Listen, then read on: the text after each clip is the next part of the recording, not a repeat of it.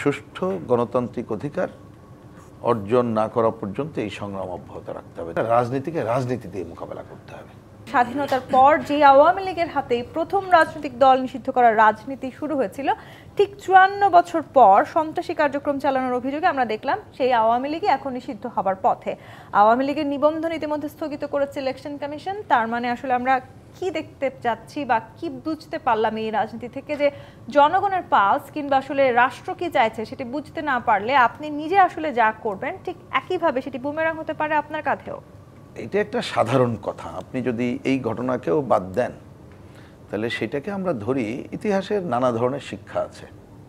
তা সেই শিক্ষায় অনেক সময় নিজের ফাঁদে নিজেও পড়তে হতে পারে। কিন্তু আমাদের মূল আলোচ্য বিষয় কোনটা হওয়া উচিত, যেটা আপনি আপনার আলোচনা বলছেন যে একটা ঘটনা যে আমরা ঘটাবো বা ঘটালাম বা ঘটাতে চাই, তার মধ্যে দিয়ে আমি অ্যাচিভ করতে চাইটা কি। আপনি আপনার আলোচনা বলেছেন যে কি সুষ্ঠু রাজনীতির ধারা ফিরবে কি। আমি অনেকগুলো কথার মধ্যে যদি এইটা নিই, তা আমি এইটার সাথে একটু যুক্ত করি। আমরা এইবারের যে প্রেক্ষাপট, তার একটা বড় প্রেক্ষাপটটা কি, একটা গণ অভ্যুত্থান উত্তর বাংলাদেশে আছি। এর আগে অনেক ঘটনা ঘটেছে, এইবারে আর একটা নতুন ধরনের গণ অভ্যুত্থান আমরা সংগঠিত করলাম। সেই গণ অভ্যুত্থান সংগঠিত করার পর আমি গত বছর 5ই অগস্টের পরে ওই সময় থেকে কথা বলছি, আমরা কিন্তু পরিষ্কার বলেছিলাম যে সুষ্ঠু গণতান্ত্রিক অধিকার অর্জন না করা পর্যন্ত এই সংগ্রাম অব্যাহত রাখতে হবে। তাহলে আমাদের প্রতিটি পদক্ষেপ এই সুষ্ঠু গণতান্ত্রিক ধারা অর্জনে কি ভূমিকা রাখছে এটা দেখার বড় ব্যাপার হচ্ছে আমাদের কাছে। নগদ পেমেন্টে 500 টাকা পর্যন্ত ক্যাশব্যাক আর লেনদেনে প্রতিদিন ডিপ ফ্রিজ এবং ঘন্টায় ঘন্টায় এসি টিভি সহ দারুণ সব গিফট। এইবার আসি যে আমি বেশি পুরনো যাওয়ার দরকার নেই।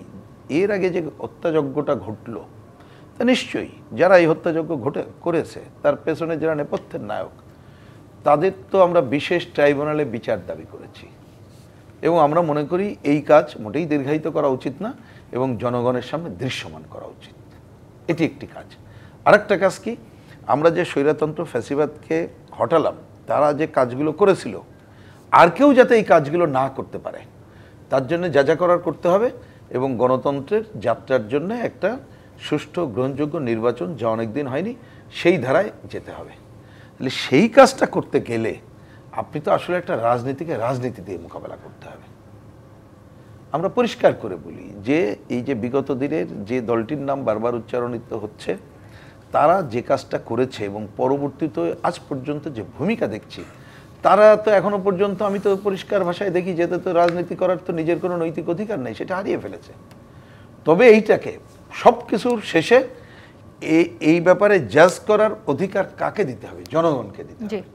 তা সেইটা না করে আপনি যদি অন্য কাজ করেন তাহলে কিন্তু আপনি ওই আগে জনগণের কথা আপনি বলছেন, প্রেস সচিব কিন্তু এটিও বলেছেন আওয়ামী লীগের কার্যক্রম নিষিদ্ধের সিদ্ধান্তে মানুষ উনি কি বললেন সেটা আমার ঠিক এই মুহূর্তে ধর্তব্য না। যদি শুনতে চান আমি পরে বলি, আসলে টোটালিতে বলিনি। উনি একজন বললেই সেটা সব হয়ে যায় তা না। আমি আজকেই ওই যে সেলিম ভাইয়ের সাথে গল্প করছিলাম, আসার সময় রাস্তার জনগণ আমাকে কি বলছে, তা আমি কার কথা দেবো? আমি জনগণের কথাকেই প্রধান গুরুত্ব দেবো, কারণ উনি অনেক সময় অনেক রকম কথা বলেন, ওইটা আমার কাছে প্রধান বিষয় না।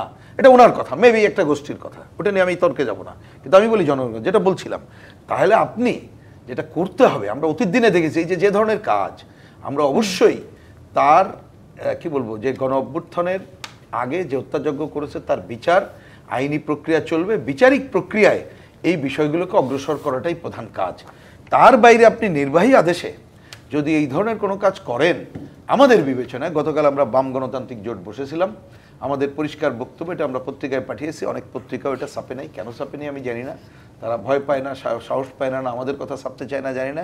আমরা কিন্তু পরিষ্কার বলেছি যে বিশেষ ট্রাইব্যুনালে তাদের বিচার চাই যারা হত্যাযজ্ঞের সাথে জড়িত, এবং আমরা চাই জনগণকেই রাজনৈতিকভাবে তাকে মোকাবেলা করবে, জনগণই সিদ্ধান্ত নেবে। কিন্তু মূল কাজ যেটা হবে, আপনি এই ধরনের কোনো নির্বাহী আদেশের মধ্যে এই ধরনের নিষিদ্ধকরণ করার প্রক্রিয়া, আমরা সাধারণভাবে বলছি, এটা গণতন্ত্রের জন্য কোনো ভালো খবর না। যেটা আপনারা খেয়াল করবেন, আওয়ামী লীগ কিন্তু ক্ষমতায় শেষ দিকে এসে এই কাজগুলো করতে চেয়েছিল, তাতে করে কিন্তু কোনো গণতন্ত্র লাভ হয় না। সুষ্ঠু গণতান্ত্রিক ধারা ফিরে আসার ক্ষেত্রেও এটা খুব উল্লেখযোগ্য ভূমিকা রাখে বলে আমরা মনে করি।